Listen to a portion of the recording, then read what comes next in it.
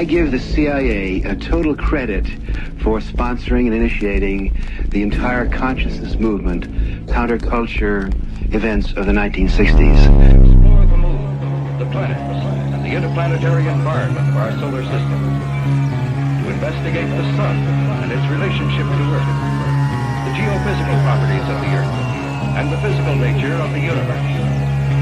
To determine the biological effects of the space environment on Earth life form, and to search for and analyze extraterrestrial life. To develop experiments for manned space flight, which use the special capabilities of a trained astronaut as a sensor, manipulator, and evaluator. Provide pre-doctoral training for scientists and engineers, and grants for space science research projects and laboratory facilities to best use university resources for the national space effort. To develop and manage nuclear on which rely on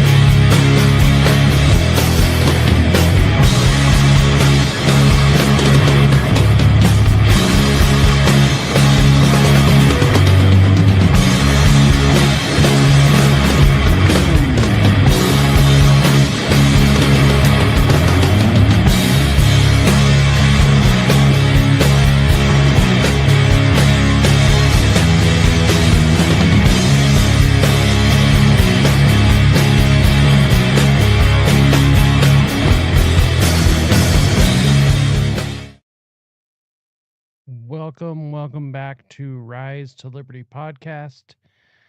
We are in for another show. Let's see here, just making sure I have everything up and running on my side of things. Let's see, all the streams are running well. All right, perfect. So, today, it looks like I was lagging just a little bit. All right, we're good. All right, so today's episode will be a continuation of the False Memory Syndrome Foundation expose. For anyone who hasn't seen the others, make sure and go check those out. Today will be part 5. But before we get too deep into that, I do want to bring up real quick our sponsor, which is Nadu Shave Company. Make sure and go check these guys out. They have the balls to sponsor this show. So make sure and let them know that we sent you by going over to NADEAUSHAVECO.com. Use promo code RISE15 for 15% off. And you will not be disappointed. Absolutely the best razor you possibly can get. There's a reason why our granddads and dads used these razors for so long. Not just because that's all there was, it's because it is the best. It is a veteran-owned, family-operated business, and they said, fuck you to the COVID standards at the time. So why not go support these guys? Let them know that we sent you. All right. So other than that, let's see here. I always keep forgetting to bring this up, but anyone that would like to go help the show, feel free to go to Buy Me a Coffee. You can go to buymeacoffee.com/deprogram, DEPROGRAM, and you can help the show. Either a one-time donation or monthly recurring donation. Either way, but I've had tons of people ask me how to help. That's how. Buy me a coffee and help me with all of this research that I'm doing. So, other than that, let's get straight into the show. Let's see here. Pull this up. So once again, today's... Oh, Today's episode will be covering part 5 of the false memory syndrome foundation. Let's see, let me just reorganize a couple of things real quick. Come on. Is that better? That's much better. Okay. So the link to the thread is in the episode description for anyone who wants to follow along. Or if you want to go check it out later, go give it a share, go give it a like, whatever. Today we'll be covering the Beast and his Savior. Savior. Of course, we're talking about Ted Bundy and Elizabeth Loftus. Dr. Elizabeth Loftus. It was a crisp, overcast, and dreary February morning in 1976, downtown Salt Lake City, Utah. And you'd be surprised how difficult it was to find that picture. It was incredibly difficult. I don't know why. Theodore Bundy walks into Salt Lake City's 3rd District Court with his then attorney, John D. O'Connell. Bundy was accused of attempting to abduct a teenage girl from a mall parking lot in November 1974. I believe it was Southtown Mall in Sandy, I believe, which to everyone who doesn't live in Utah, it's Salt Lake. But Southtown Mall is still there, actually. So when Bundy was arrested in August 16th, 1975, for failure to stop for the police, a search of his car revealed his murder kit. The kit included a ski mask, crowbar, handcuffs, trash bags, ice pick, and other items that were thought by the police to be burglary tools. One of the few color pictures of it. You can actually see this on display at, I believe, Zach Bagans' museum, I guess, if you want to call it that. A little weird he wanted to own that, but I guess, it makes money, brings people in. Now, the focus of our thread today, Bundy's defense attorney, John O'Connell, knew he had to undermine DeRanch's identification. So DeRanch was the teenager that had actually fingered Bundy and said that that's the guy. In December 1975, he contacted Elizabeth Loftus, an expert on memory and eyewitness testimony, and convinced her to appear as an expert witness on behalf of Ted Bundy. Of course, that's her there. Looks incredibly different now, in my opinion. She later, after appearing in court on behalf of Bundy, she later wrote a book called Witness for the Defense, which she devoted an entire chapter to her experience, which I find fascinating. And in fact, I have actually heard people argue, or even her herself, Loftus herself, turns around and says, no, of course not. I'm not working on behalf of the defense. I am there merely to defend truth. And it's like, okay, well, maybe I could believe you, except for the fact of the title of your book, Witness for the Defense. So, I mean, just real quick, I probably should have had this pulled up. But we are going to run back real quick and give a look at who Loftus is. Well, actually, no, I think we do get into it in this thread. We have touched on her just a little bit before, but no, we'll just keep moving forward.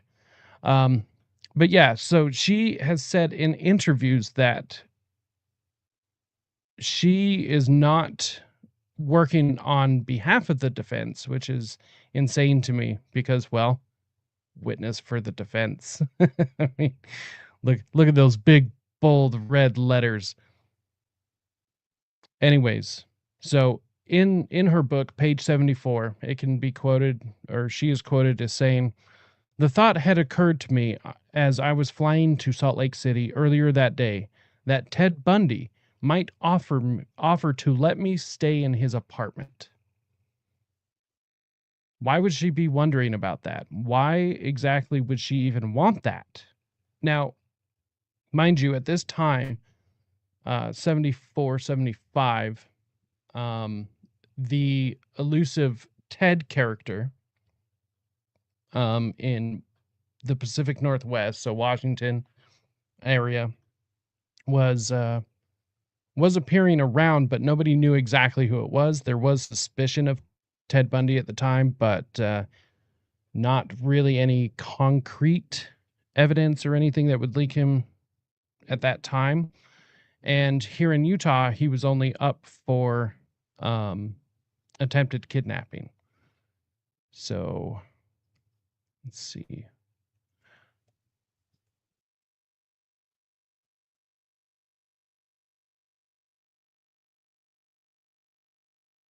I'm going to see if I can pull up the sketch real quick of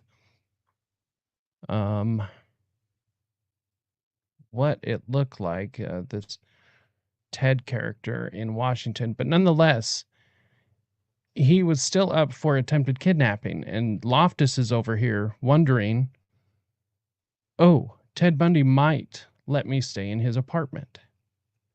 Like, why? I don't get that. Let's see here.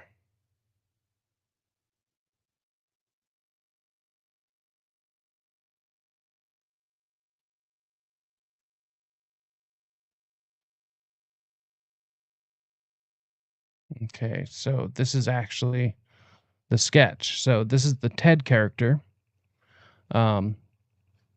It's a police character sketch for all of those just listening. At the bottom of the sketch, it says the only clue to the baffling disappearances is this police sketch of Ted, in quote, who was seen with at least one of the missing girls. So at the time, this is all that was known. There wasn't any crazy manhunt for Ted at the time. Let's see here. Here's a better comparison of the two together. Give me just one sec. Okay, so here's Ted Bundy and the sketch together. So, I mean, of course, hindsight is what it is. But at the time that Loftus was saying this was unknown, especially to anyone in the Salt Lake City area. So, but back to this. Excuse me. Okay, so Ted Bundy's attorney, O'Connell, admitted to Loftus that Bundy was a suspect in the Ted cases from the Pacific Northwest, but said no evidence connected him to DeRanche's attack. I believe that's how you pronounce her name. Anyone out there, feel free to correct me, but that's how I've heard it pronounced. There was just her identification and some type O blood drops on her clothing. Type O matched a large percentage of men. Unfortunately, Bundy could not establish an alibi. So I'm not going to go too deep into this part of the case. There are a lot of questions on where Ted was, how he could have been in so many places that night. So for an in-depth review of the case and did Bundy act alone? Did Bundy actually do these things at all? Because there are questions as of now. That's going to be a different show. However, before Loftus left and headed to Salt Lake City, she was informed about this. about Bundy being a suspect in the Ted cases from Washington. And I believe around this time when he was caught here in Utah, there were people in Ted's life that also had pretty pretty solid suspicion that he might be involved in the Ted cases, the disappearances and possible murders of some of these young women. But nobody knew for sure.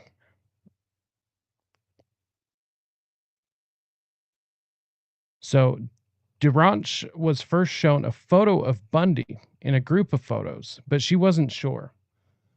O'Connell told Loftus that she'd hesitantly said, "I guess it looks something like him." A few days later, an officer showed her a driver's license photo of Bundy without the context of other photos and she said that Bundy was the man, this being the photo itself. So it does sound pretty shaky. I guess it looks like something like him. I mean, if you're looking at a bunch of different photos and you kind of point to somebody. Now, this is not to, I guess, question a victim of a attempted kidnapping, but to me, I mean, it is possible that you couldn't get a good look at the person. But I'm still kind of wondering if it was such a traumatic experience, why that wouldn't be burned into your brain. Now, this is actually where Elizabeth Loftus is able to slide in and be able to work the magic that she gets paid $600 an hour for.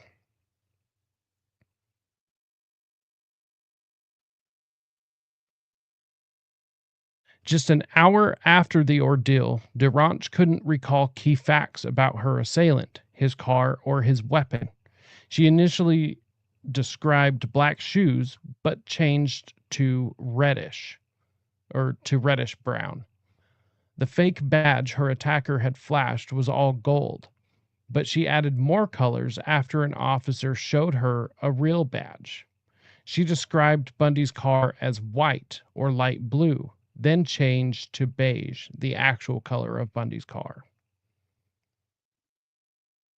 O'Connell drew Loftus's attention to inconsistencies between Duranch's initial description to the police and her later recollections, as well as the increase over time of her level of confidence. She had been hesitant at first, and now she was certain. Now that is incredibly odd. Also, at the time, it was kind of understated in this thread. I wish I kind of would have done a little bit more to convey like how kind of groundbreaking it was for Loftus to do this, especially as a woman. But at the time, even today, our understanding of memory, how it works, is nowhere near what it should be. However, it is a lot better than it used to be. So the psychologist takes witness stand in Bundy trial. This actually comes from the Herald, which is a Provo, Utah-based paper. Let's see. I believe there was a small interesting fact in here. Let me just see if I can cruise through this real quick. Let's see. Dr. Loftus said eyewitness testimony is often influenced by things that happened after the event. The witness was recalling through a process called unconscious transference. Information we record in our minds depends on prior biases as well as subsequent experiences, she said. Defense attorney John O'Connell called Dr. Loftus to support his contention that Miss Duranch had been primed by police to pick Bundy from a lineup. Police detectives testified earlier they showed the girl Bundy's picture on 2 occasions prior to his arrest. The first time she picked his photo from a stack of 59 others and made a tentative identification. The second time she picked a different photo of Bundy and was more positive. Under cross-examination, Miss DeRanch admitted she was still not absolutely sure the second photo was her attacker, but the girl picked Bundy immediately out of the lineup.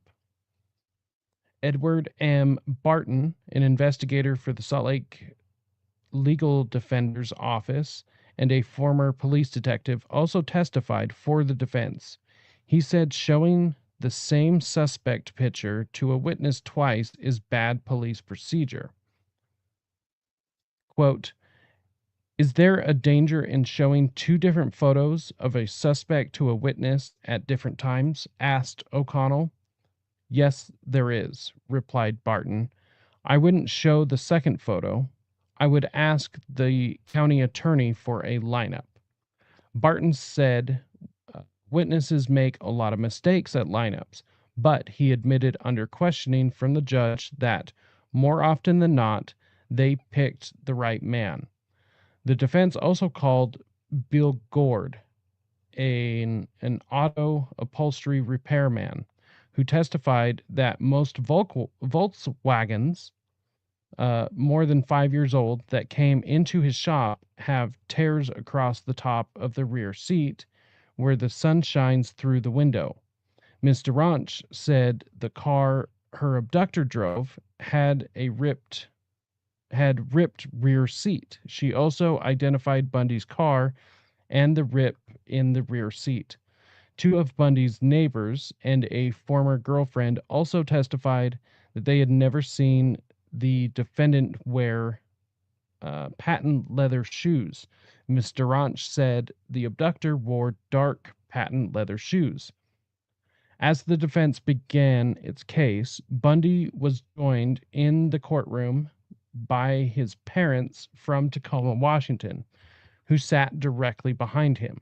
Bundy objected when his attorneys asked the judge to reduce the charge against him from aggravated kidnapping to simple kidnapping.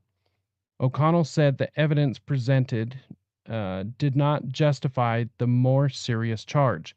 Bundy protested that his attorneys were giving the impression he was guilty of something he wanted to establish his innocence to all accusations. Hansen took the motion under advisement. So I think this actually does pull into question, and many people have asked this before, was Bundy actually guilty of doing this?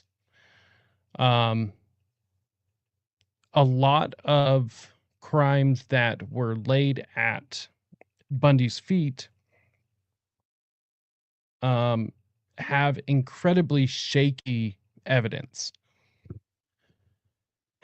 Now, by no means am I a Ted Bundy apologist, or do I think that he didn't do these things, because I do believe that he was a monster, a true monster.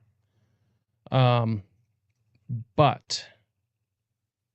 we do have to look at the facts that a lot of the evidence used against him in many of the cases were really built on shaky logic,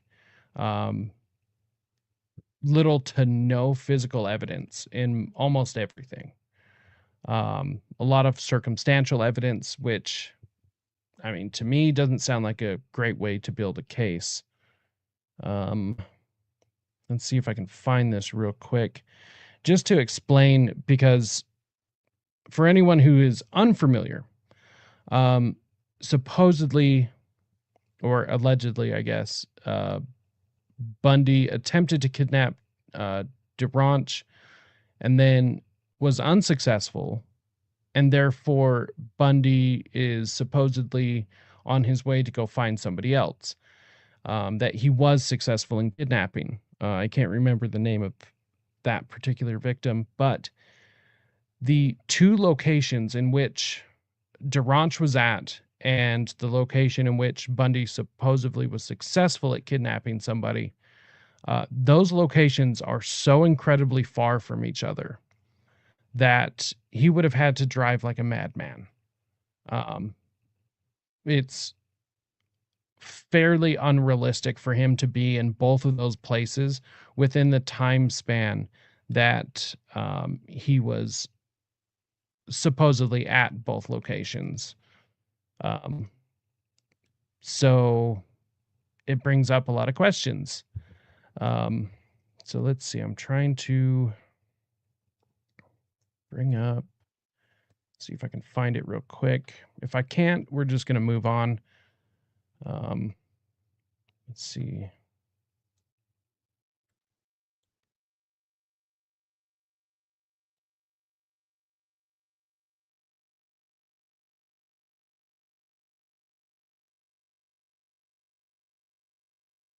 Oh, isn't that interesting?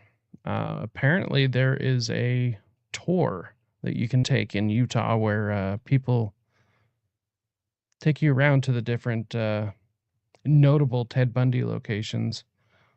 I guess I shouldn't be that surprised.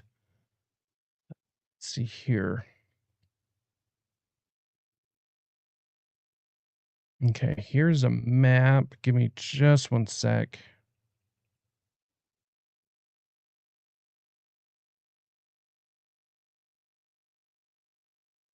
Okay. Where they were found. Nancy Wilcox's house.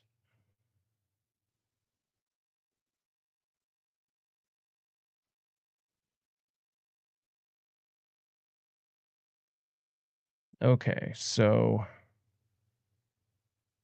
the mall, Fashion Place Mall. Okay, perfect. It does link over to like an actual map.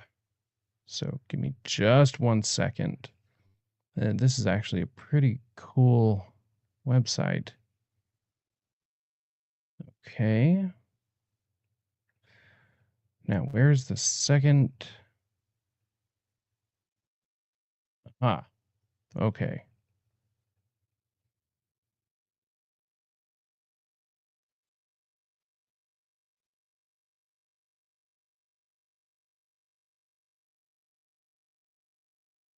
Okay, come on.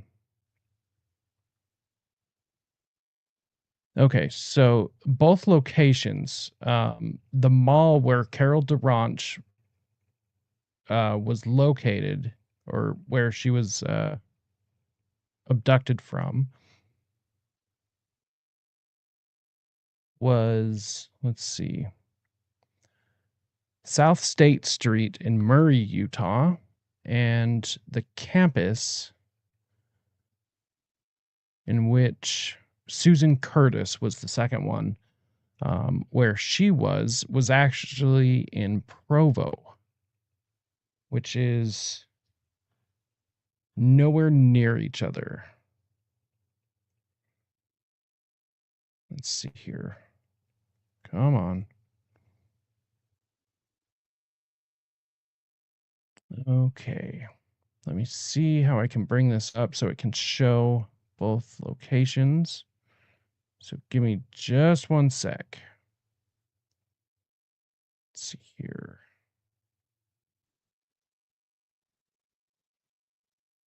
Okay, we might have to just do it this way. So let's pull up Google Maps.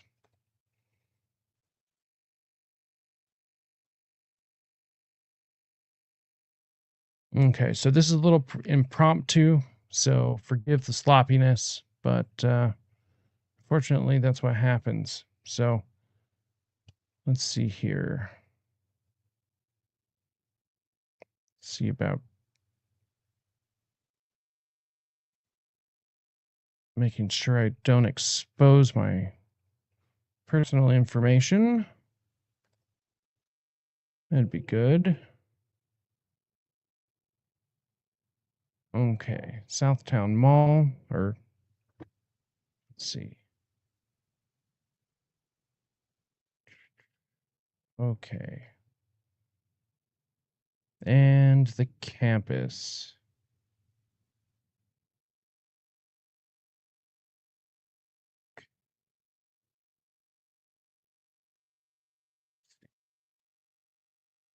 Campus Drive, Provo, Utah.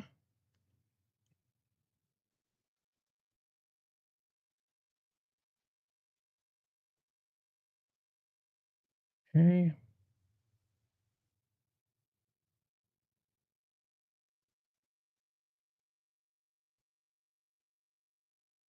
Okay. I'm trying to set it up so we can have both locations. Let's see here. Come on.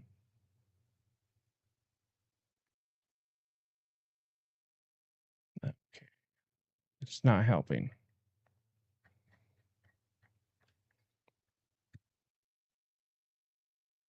Garage, yes. And then Campus Drive. Oh, I'm sure this is absolutely fascinating to watch in the background. Let's see. Search.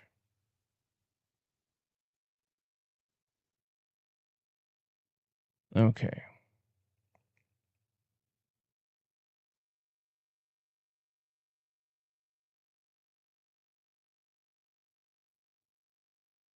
Okay.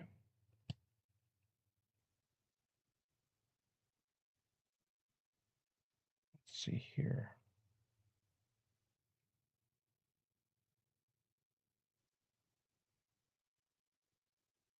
Okay. Now I can switch over. Okay. In case anyone was wondering, yes, I knew the map was not on the screen. I was trying to set it up in the background to make sure that I don't expose any sort of personal information or anything like that. So I did know. Okay. Now, let's see if I can actually show this to where people can get somewhat of an idea. Okay, so this first little red dot, this is Fashion Place Mall, which is down in Sandy. So this is I-15, the main artery all the way through Utah. Of course, up here, this is the greater Salt Lake City area. To give you kind of an idea, this is downtown Salt Lake City. This little red dot, this is Fashion Place Mall. So, I mean, it's Salt Lake. Might as well be Salt Lake. Now, so where this little red dot is,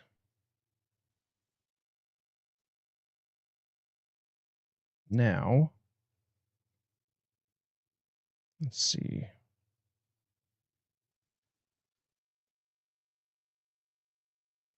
Now we are going to share the next.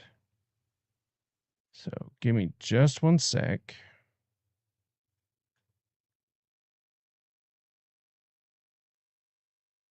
Okay.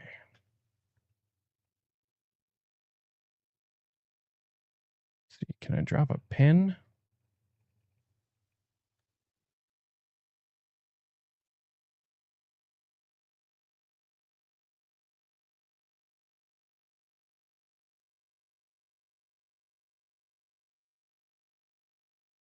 Okay, come on.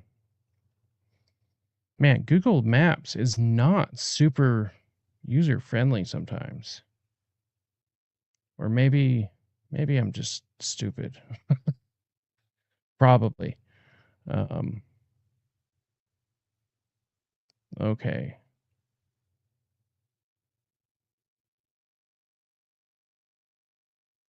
So, okay, now I'm just looking for the second location real quick. That way I have both of them.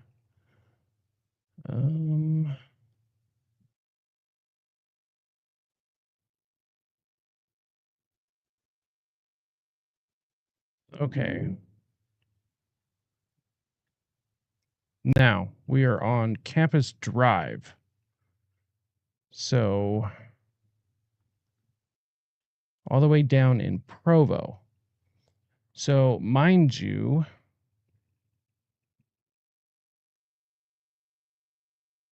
okay, let's get this so I can get both of them up on the screen.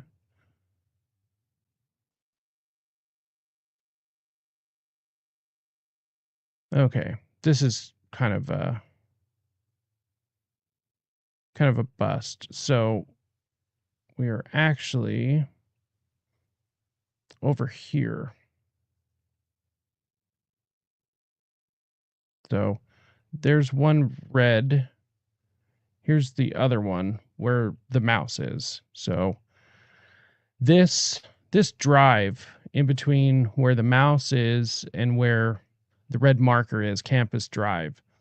This is about a 40-minute drive. Of course, this is back in the 70s, so it would have been a much less busy drive, not quite the 5-lane freeway that there is now. However, they had spotted Bundy at one location, and then a few minutes later, and by a few minutes, I would have to find the exact transcripts as of where. Let's see. So yeah, one blue marker, one red marker. These are it's just like right here. I don't know why that keeps disappearing. Anyways, so these two locations, there was only like 10 minutes in between. So this man would have had to have left Fashion Place Mall and drove faster than he was physically able to get down there, down to Provo, down to Campus Drive, to kidnap the second person, Susan Curtis. So it is a little hard to tell. I know this wasn't the most fascinating thing. Like I said, maybe we should go and do a deep dive into Bundy's time here in Salt Lake. I think that would be fairly fascinating, especially now that I just found this really interesting website. But nonetheless, it would have been an impossible drive for him to make. So the question is, was Bundy responsible for both of these incidents? The laws of physics would most likely say no. But then the question is, well, who was responsible? I think, with a lot of these serial killers, the police are looking for answers, and if they have one person, one place that they can nail them down on, then they will try to dogpile, so that way they have an answer for the general public, and then that way, they can quell the public ostracism and criticisms that they usually get when they're not solving cases quick enough. Let's see here. Let's get back to the thread. Kind of went on a little bit of a tangent here. So it is just very interesting, the locations in which everyone said that Bundy was there. It doesn't seem like he could have been there. At least for these two. So just keep that in mind. So another quote from Elizabeth Loftus's book, Witness for the Defense. This is on page 83. She is quoted as saying, "In court the next morning, I sat at a table in the judge's chambers. On the other side of the table, close enough for me to reach across and touch him, sat Ted Bundy. He's adorable, I thought, surprised at my first impression, because I'd pictured him in my mind as brooding, dark, intense disdain." And he's just adorable. He's just a cute little guy. I mean, just look at his cute little adorable fucking face. Like, come on. So I wanted to bring this up because this kind of gives you an idea of not only who she is, but kind of how she is looking at the situation. This is a reminder that at this point, she has been told by Bundy's defense attorney that he is a possible suspect in the Ted cases in the Pacific Northwest. And on top of that, he is in trouble for attempted kidnapping at this point. And she's just like, oh, he's adorable.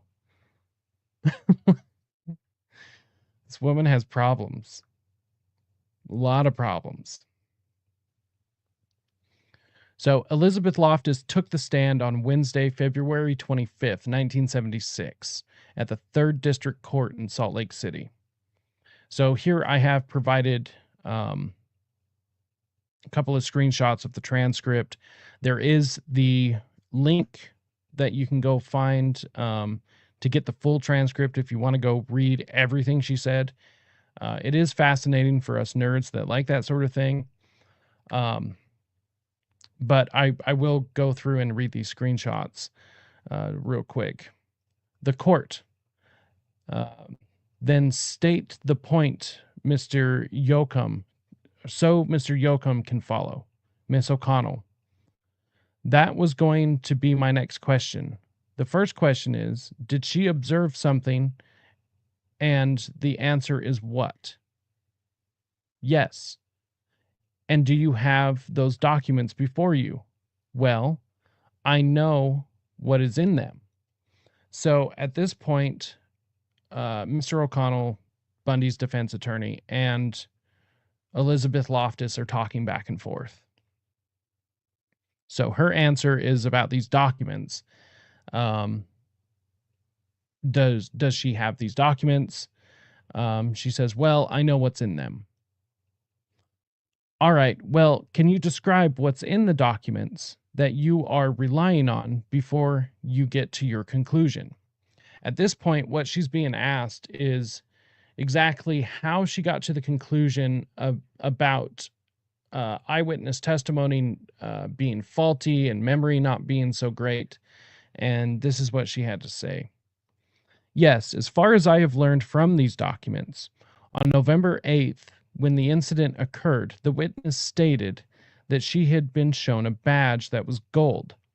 At the same time, a police officer showed her a police badge that was silver, gold, and blue, and said it did, and said, did it look like this? And she said, no, or something like that. Approximately a year later, in the preliminary hearings, he was asked to describe the badge, and she described it as being silver and blue or golden blue.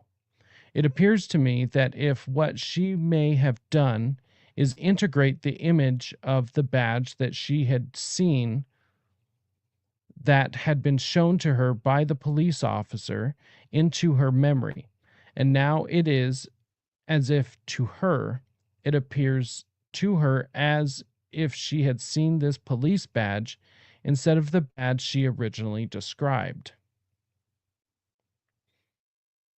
Doctor, would the fact she observed maybe hundreds of badges that same evening affect your opinion?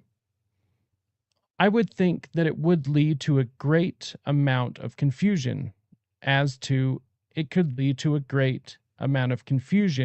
which badge she had seen in the incident. Now, she describes it as silver and gold, and later says there's some blue in it. Maybe she had seen 10, 40, or 50 such badges in a book of badges that she observed that evening. This sounds like cross-examination to me, Your Honor, Mr. O'Connell said. The court, I'm not sure that it is, no, Mr. Yoakum. Mr. Yoakum, well, she states she has seen an example of what she calls unconscious transference. I don't think she has all the facts to state that opinion on. The court. That becomes cross-examination. So at the time, Elizabeth Loftus is claiming that what DeRanche is experiencing is unconscious transference, meaning that she is confused about what she saw because she saw so many other of one thing. So she is remembering the badge that Ted Bundy supposedly had with him and was using to lure women to his car. She misremembered what that badge looked like because she had been shown other badges by police officers. Mind you, she did not have the documents in front of her that she said that she was using to come to this conclusion, which seems odd to me. If you're in court, why don't you have every little bit of documents or everything that you're going to need? Why don't you have that with you, especially if you're coming in as an expert witness? But then again, she could have just been lost in Bundy's eyes or something. I don't know. But it all just seems incredibly odd. I do recommend people interested in this to go read the transcripts. It is incredibly eye-opening. And Loftus's testimony doesn't, in my opinion, doesn't seem as professional or as legitimate after having read it. It seems a lot more shaky than you would think. At least like when you hear the term like expert witness, expert testimony, or whatever it may be, you hear these things, but then you go read her testimony and it's not what you think. It's not what you think. The stress of DeRanche's ordeal and fear for her life, Loftus knew, had likely affected her recollections. Loftus is quoted as saying, "When people are afraid, their memories slip and slide, neglecting details, rearranging facts. When we remember, we pull pieces of the past out of some mysterious region in the brain. Jagged pieces that we sort of sift, arrange, and rearrange until they fit into a pattern that makes sense. It is part fact, part fiction, a warped and twisted reconstruction of reality." And that's just not true. I mean, maybe for normal interactions, however, traumatic events, that's just not how the memory works. Yeah, mind you, this is definitely a quote from the 70s. So our understanding of memory and even her stance on memory is far different than exactly this at this point. However, at the time, she is still being called in as an expert witness, or a expert working on behalf of the defense. So she is supposedly a memory expert. And what makes this nefarious, in my opinion, is her statement isn't exactly wrong.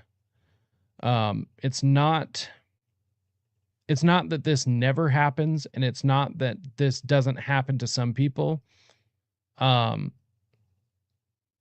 Where I find this nefarious is that this is being applied to everyone. So, because she says when people are afraid, their memories slip and slide. So based on this is a generalized statement that is directed to DeRanche, who was fearing this ordeal and fearing for her life. And because of that, she was afraid, which means her memories slip and slide. She's neglecting details and rearranging facts. So what that says to me, now maybe I'm reading this wrong, What that says to me is that she is all but claiming that Deranche is making this up because her memory is so faulty that she has a vague memory or a vague recollection of what happened, and now she is just kind of throwing together the other pieces and just kind of making the story up. That's how I'm reading this. Like I said, I could be wrong. I don't think I am. Because especially in the next section, she says, when we remember, we pull pieces of the past out of some mysterious region in the brain. Jagged pieces that we sort and sift, arrange and rearrange until they fit into a pattern that makes sense. I mean, that's not how memory works. There might be details that we miss about particular memories. There might be things that we do forget about particular memories, but when I'm trying to remember something, I'm not taking these jagged pieces that I'm sorting and sifting through and arranging and rearranging them until I come up with some pattern that makes sense. I'm not taking pieces of other memories and like shoving them together and being like, oh, I remember this now.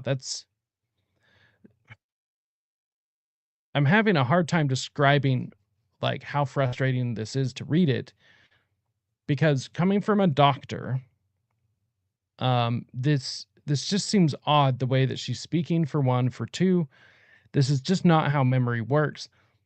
But because she's a doctor and has the PhD, there are so many people that would never question this. But every bit of this is questionable to me. And I'm sure if you're watching this, it's probably questionable to you too. And you might not even think twice about it if I wouldn't have stopped and like kind of picked this apart for a second and pointed out how strange it is what she is saying. That's why I believe this to be nefarious.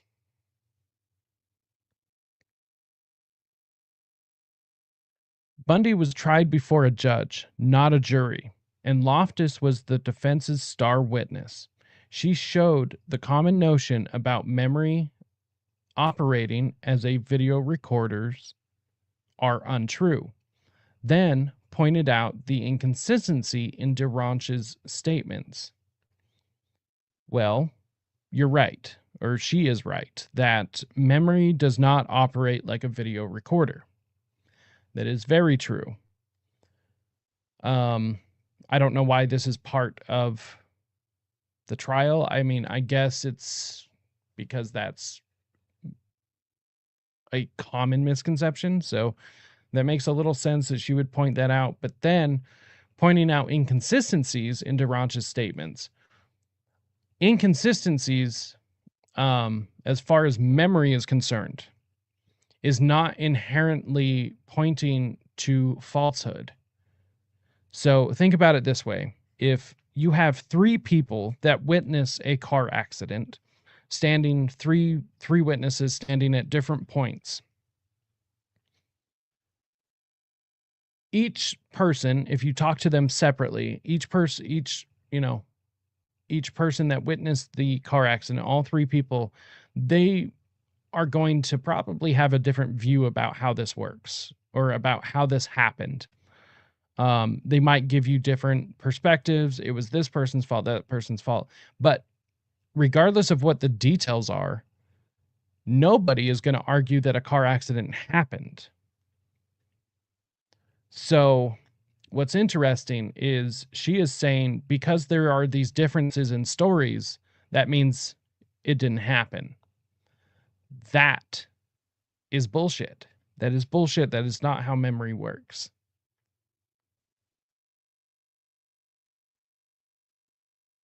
In the end, on March 2nd, 1976, the judge found Bundy guilty of aggravated kidnapping. Loftus writes that he made his decision based on his own evaluation of Bundy. Loftus admits she found Bundy's reaction in court disconcerting. He was smiling, confident, more like a con man. Yeah, well, I mean, look at that adorable face. Just so adorable. When Loftus agreed to testify, she stated it was no defense of Bundy. Instead, it was an agreement to make a detached presentation of what she knew about memory from research. It is my job. Yet, may I point out, witness for the defense. Okay, let's do this again.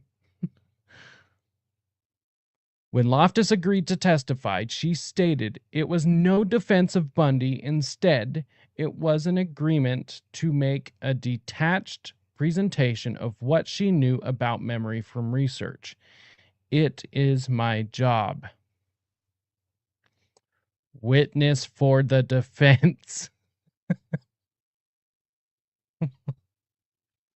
This is one of the things that bothers me about people who hold PhDs.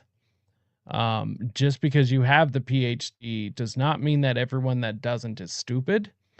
Yet that is how some people treat it. And I think that's definitely how she treats it.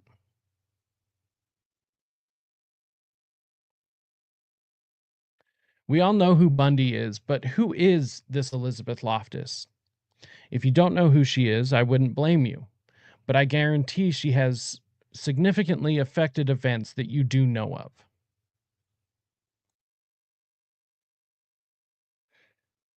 Those are definitely the eyes of a sane person.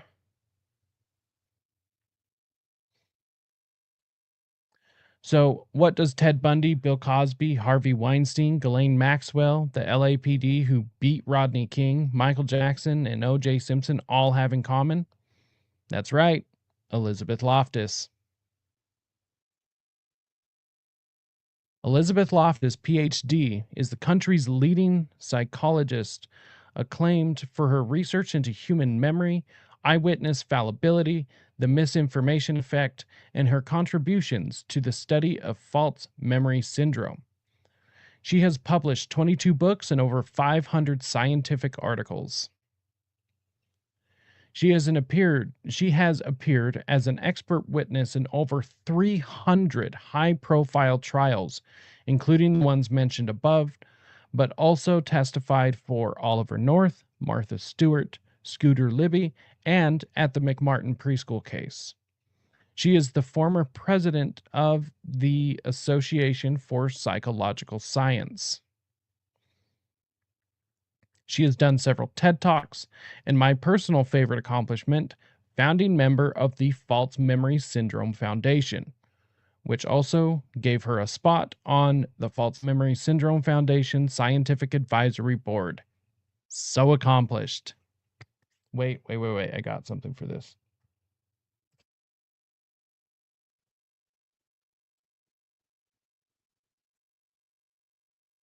And fuck you if you don't like it. Yeah. So she is a very accomplished person, and I think most of it, all of it, pretty much is shit. In March of 1992, with 20 prominent mental health professionals such as Paul McHugh, the head of the psychiatry department at Johns Hopkins University Medical School, 1975 to 2001, Elizabeth Loftus, and let's not forget Peter and Pamela Freyd, co-founders of the False Memory Syndrome Foundation. There is Peter, Elizabeth, Peter, and Pamela. False Memory Syndrome Foundation logo, of course. Sorry, not Peter. Paul McHugh, not Peter.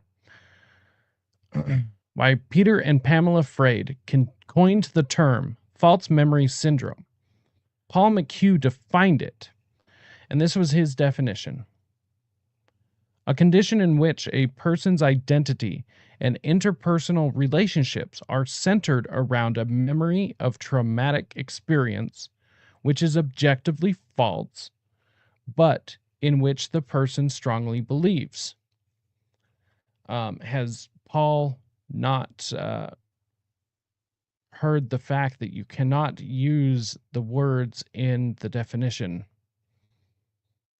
But okay, we'll skip that. According to McHugh, the false memory in question is typically a delayed memory that emerges during the course of psychotherapy, thus originating recovered memory therapy, a second neologism that is often paired with the false memory syndrome. Let's see if I have this available. Let's see.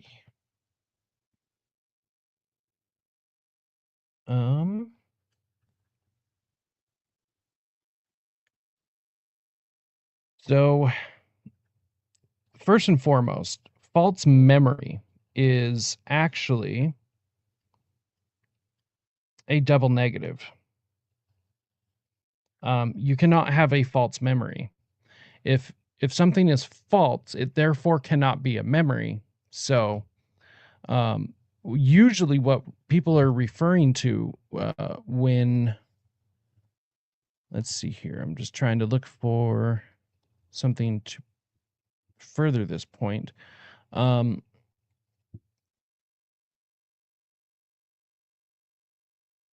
If something is false, it therefore cannot be a memory. What people usually are referring to is what they call a pseudo memory. Something that is actually not true, something that has never happened.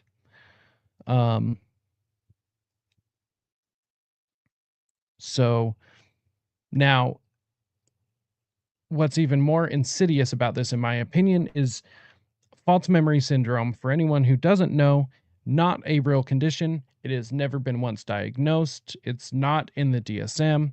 It has never been given as a diagnosis. However, this fake condition known as false memory syndrome is typically used to discredit a genuine condition known as dissociative identity disorder.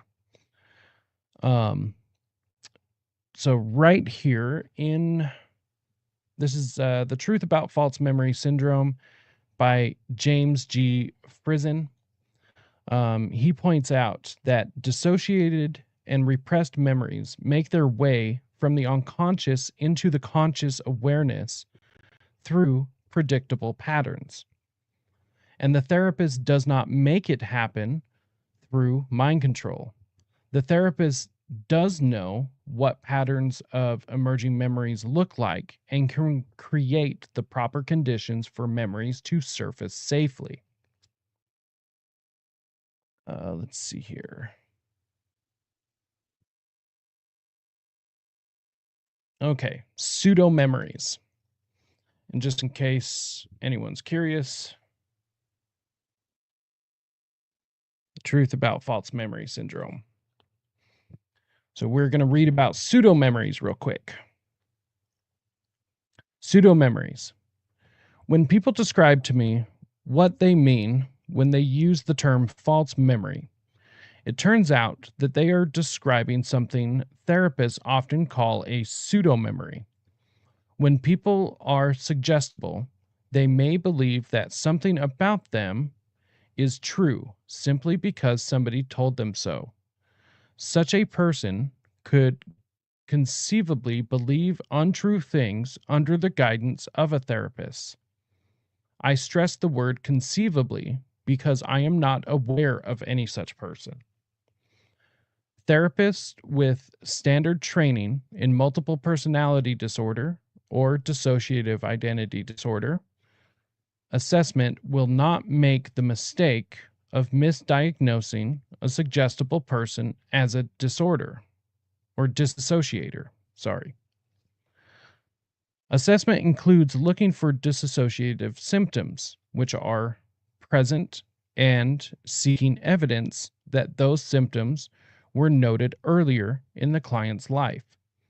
if dissociative behavior patterns are present, and if those patterns have been evident in the past, it should be understood that memories of childhood abuse are likely to appear in adulthood. However, if a client describes abuse memories without evidence of lifelong dissociative behavior patterns, a pseudo-memory may be indicated. So, this is rather well known amongst the community of psychologists and therapists. This is not unknown.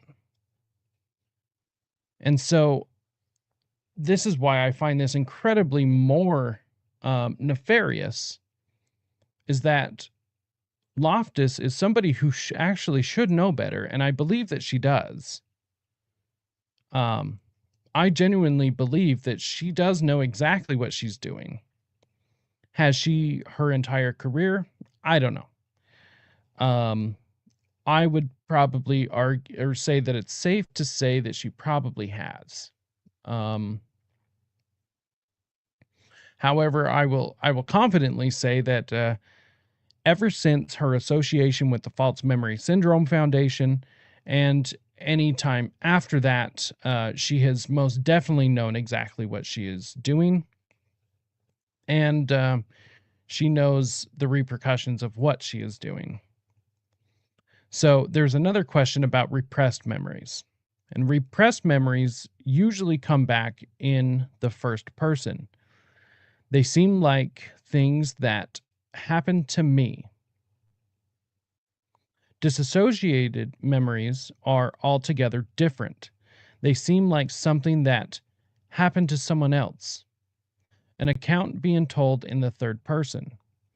They have never been part of the person's conscious history. So these are incredibly different things, but this is very well known. So disassociation is different from repression in these ways. Disassociated events tend to come back suddenly rather than gradually, with very little distortion, with lots of detail. And there is often a sense that this didn't happen to me. When the original event is shocking, entry into the mind via the usual pathway is circumvented. The incoming data is detoured right away and remains set apart from everything else. The newly disassociated material has no point of contact with other information in the mind. Disassociation is involuntary. It just happens without thinking. A person does not choose to disassociate an event. Rather, the mind just reacts to the pain instantaneously without giving the person a chance to react in any other way. The brain senses that the incoming material is overwhelming. So once again, disassociation is not just only a real thing, but it is actually it is understood quite well. Dissociative identity disorder used to be referred to as multiple personality disorder. Multiple personality disorder would now be called dissociative identity disorder. The symptoms which define the syndrome has not changed since the previous DSM. The presence of two or more distinct personality states, at least two of the identities or personality states recurrently take control of the person's behavior, the inability to recall important personal information that is too extensive to be explained by ordinary forgetfulness. The disturbance is not due to direct physiological effects of a substance or general medical condition. So once again, dissociation is rather understood, and it's understood quite well. False memory does not exist, at least in the context that it's used. Pseudo-memories is what people are discussing. However, anyone who has been associated with the False Memory Syndrome Foundation, or anyone that uses their research as such, is using a modern version of snake oil.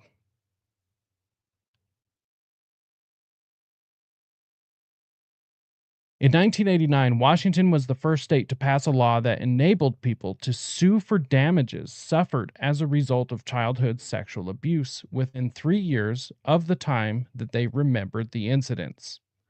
By the end of 1992, 18 other states had passed similar laws. Now, once again, we had just gotten through reading that a genuine dissociative memory is going to come back all at once, and it's going to come back with extreme detail. So within 3 years of being remembered, that's a cause for concern if you are an abuser.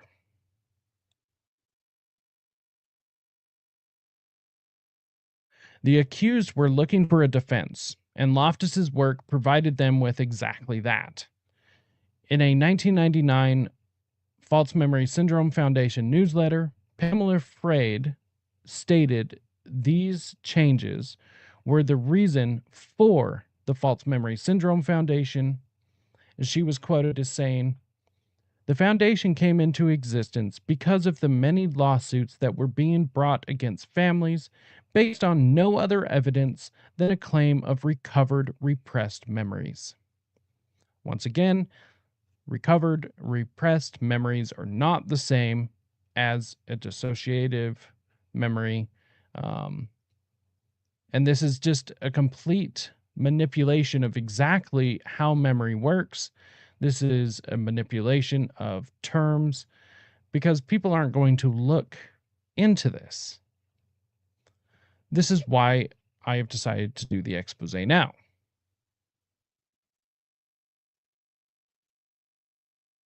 Now, this was the end of the thread, unfortunately. However, the next part, we will dive into the Lost in the Mall study, which is really where Loftus gets a lot of her research that she was able to use to give these people their defense. It, for lack of a better term, comes down to the fact that she lied. She's lied about all of this. And mind you, she is a person that thought Ted Bundy was adorable, was hoping that, he would ask her to stay at his apartment after she was told that he might be a suspect in the Ted cases, might be, or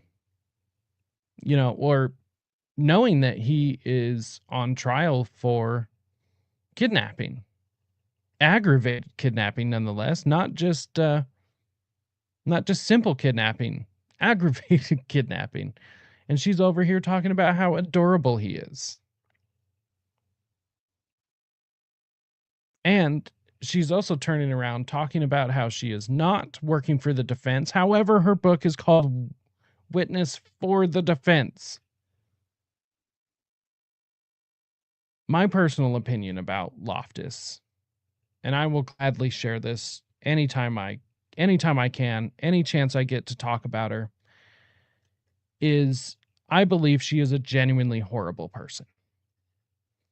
I believe that whether she knows what she's doing or not, that is no excuse. But her work has directly resulted in the protection of the worst people that you can possibly imagine. And I don't know how she lives with herself. I genuinely don't. And it's genuinely hard to think about sometimes because of the millions of people who have been affected because of people like her. Almost every single survivor of some sort of intense abuse that I've ever discussed any of their experiences with have some sort of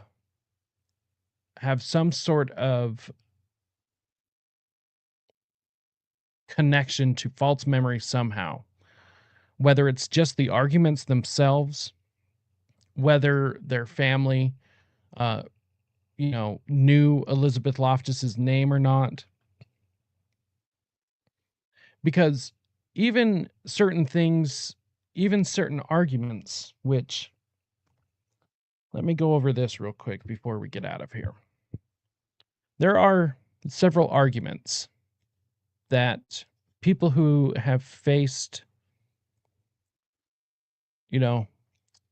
severe abuse, different types of trauma, specifically sexual abuse, these sorts of things. There's certain arguments that you hear, no matter what.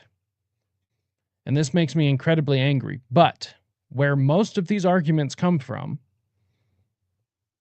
let me scroll down, are people like her. These are where these types of arguments come from.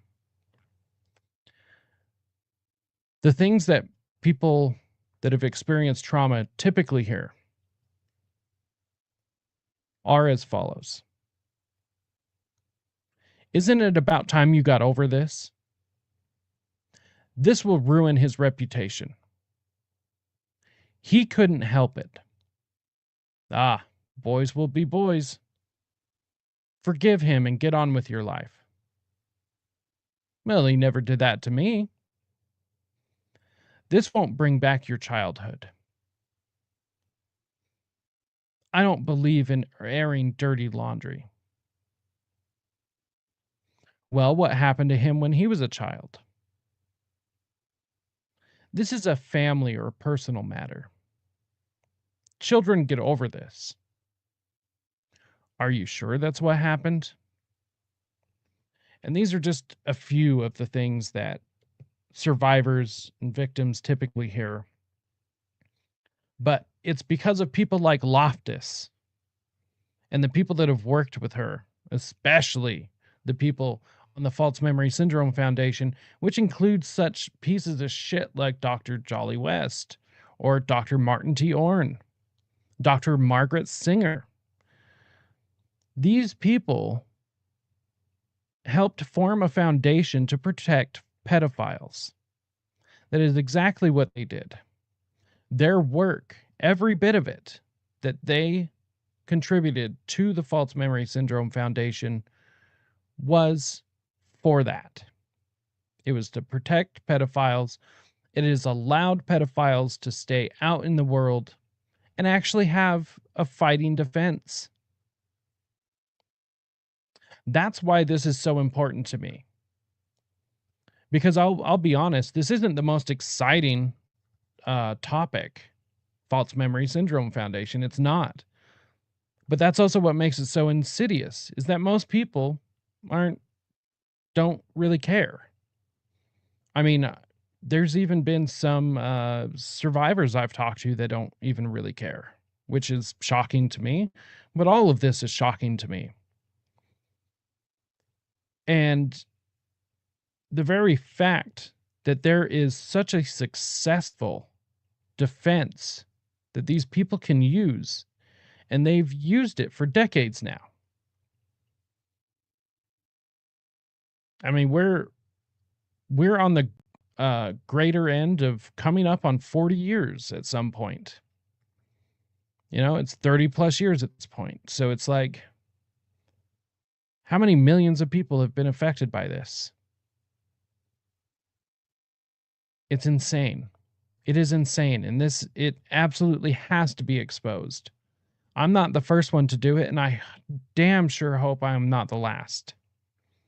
I hope that people keep exposing this until people finally get it. I hope this keeps going and going until people finally understand. But this is why I've worked so hard to work on this. This is incredibly important because they hide behind this. The monsters hide behind this. And personally, I don't think we should allow that. I don't think we should allow them to be able to hide behind a pseudoscientific syndrome that is completely and utterly made up. That is absolute garbage. I'm not going to stand for it. And anyone watching this shouldn't stand for it either.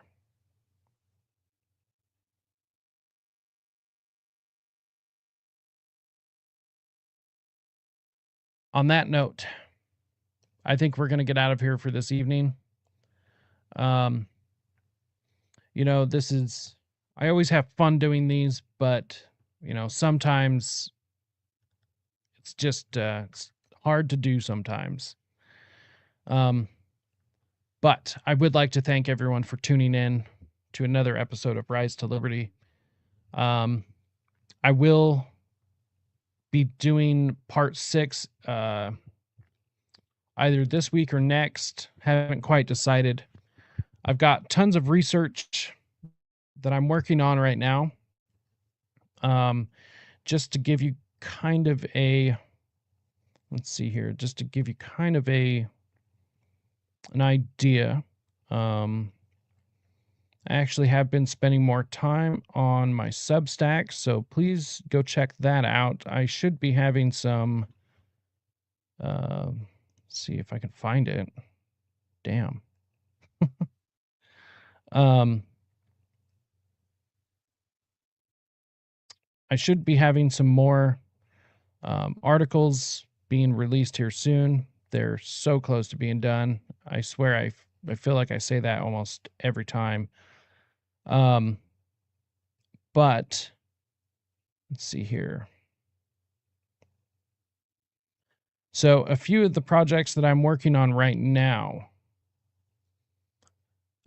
we have false memory syndrome and the Foundation, of course, the UN takeover of Utah and the New World Order, cybernetics, psychosurgery and transhumanism, brainwashing and mind control, the history of, how it works and how to protect yourself, MKUltra history and current events, Vietnam War, specifically the Phoenix program, the McMartin preschool case, the Presidio case, David Hamblin, and Utah SRA, clandestine operations or black ops such as CIA gun, drug, and human trafficking, FBI black ops such as COINTELPRO, cults, cult operations, and occult practices, including their connection to organizations such as the CIA, satanic panic of the 1980s and 90s, Satanism and satanic cults, serial killers, spree and mass killers, and their connections to organizations such as the CIA and each other, drugs and their effect on our culture, and relation to MKUltra drugs such as LSD, other hallucinogens, heroin, marijuana, etc., domestic spying and censorship by the National Security Agency and Department of Homeland Security, privacy, our right to it, and how we fight to preserve it. So these are some of the topics I have been working on in the background,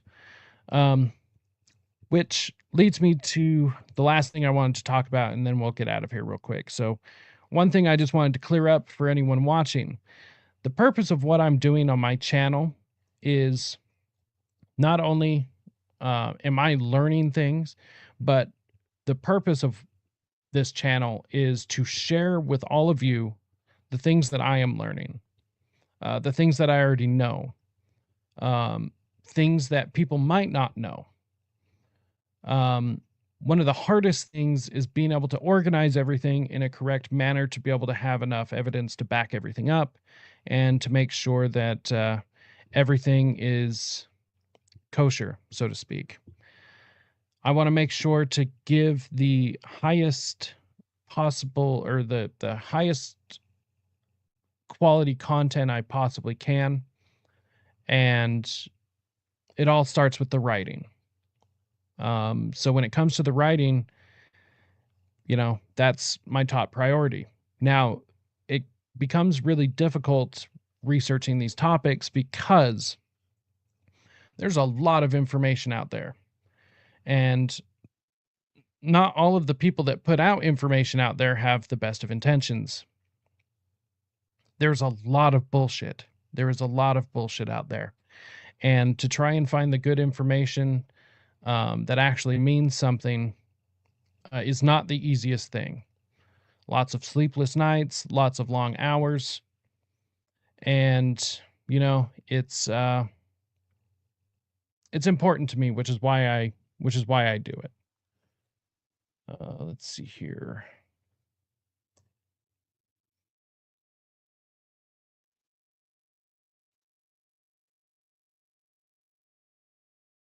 Oh, come on.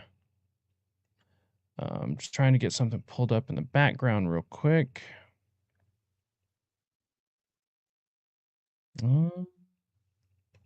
Okay, come on. Sorry about this, but it's definitely not the easiest thing in the world. But it is important to me that it gets done and that it gets done right. So with that being said, I would like to pull this up. Let's see here. Okay, so real quick, the best way you can help out the show is you can head over to buymeacoffee.com/deprogram.